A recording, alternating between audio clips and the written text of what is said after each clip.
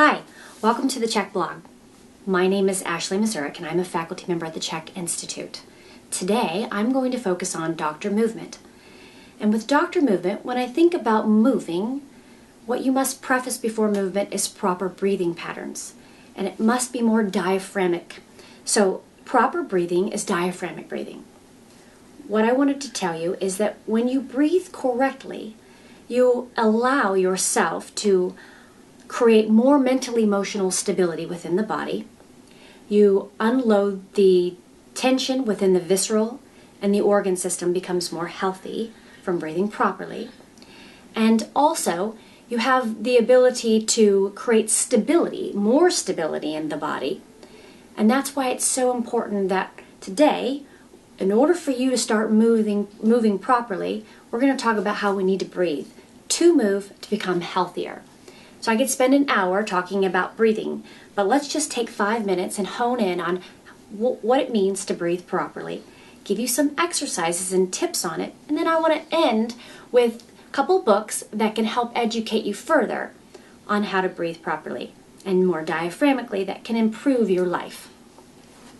First, I want you to examine yourself in a mirror. Preferably because we're more visual, I want you to see yourself. So if you can take your shirt off or have your jog bra on and look in a mirror, I want you to be able to see whether you're breathing properly. So what does it mean to breathe properly? Diaphragmic breathing is when the breathing takes place first just in the lower abdominal. It starts there and then it works like a wave through the body.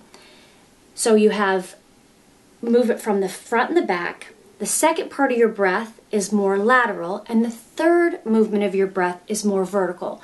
Now let me say this is a deep breath. This isn't normal breathing if you were sitting on a couch or sitting in your car. That breathing is more shallow, but it still takes place in the lower abdominal. So when you're in that mirror with your shirt off, place your hand on your upper chest and place the other hand below the belly button. And when you start your deep inhalation, I want you to feel and see where your breath starts and ends. When you take a deep breath, it should come first in your lower abdominal and then transpire through the body like that wave. So you're seeing that fill at the bottom, lateral, and then vertical.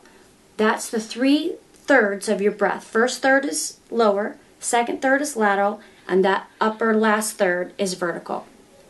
If you can't do that, let me give you some advice and some tips on how to help yourself do that. First, in a standing position, try to consciously think about doing that 3/3 of breath, lower, middle, and upper. And if there's resistance or it feels very hard for you to do that, let me give you a second tip. The other option is for you to go into a 4-point manner. And in the 4-point manner, what you're going to do is you'll take 4 points, which is 2 hands and 2 knees on the ground. And in that 4-point, what I want you to do is concentrate on relaxing the abdominal. Most people, or some people that have incorrect breathing patterns, tend to hold into their abdominals very tight. And that causes an incorrect breathing pattern. So I want you to focus on relaxing the abdominal region. And I want you, as you take your deep inhalation, I want you to feel I want to see your belly fall. I want you to feel your belly fall towards the ground. And then as you exhale, your belly will come up in towards the spine. And continue to repeat that pattern for about 5 minutes.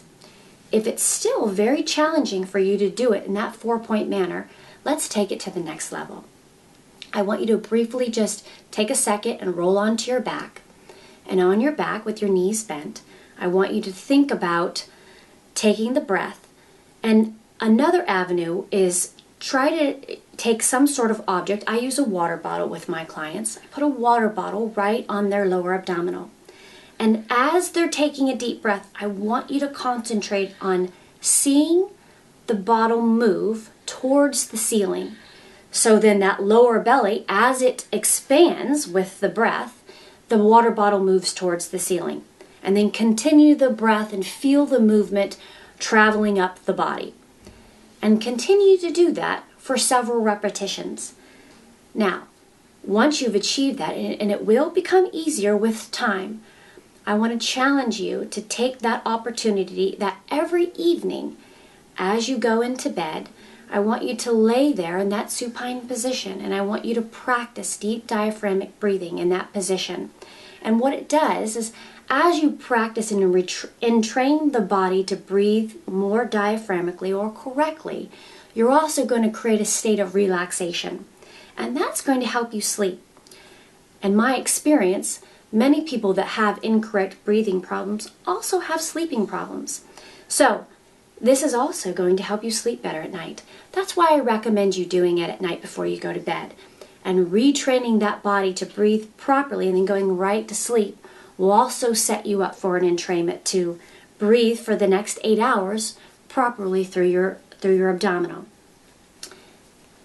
Before concluding, the 2 books that I recommend to help educate you on breathing is The Breathe to Succeed by Tanya Clifton Smith, and then Conscious Breathing, Breathwork for Health, Stress Relief, and Personal Mastery by Gay Hendricks. Thank you for enjoying this video today for here at the CHEK Blog. And I want to just challenge you to check back every now and then. We've got lots of practitioners giving great information.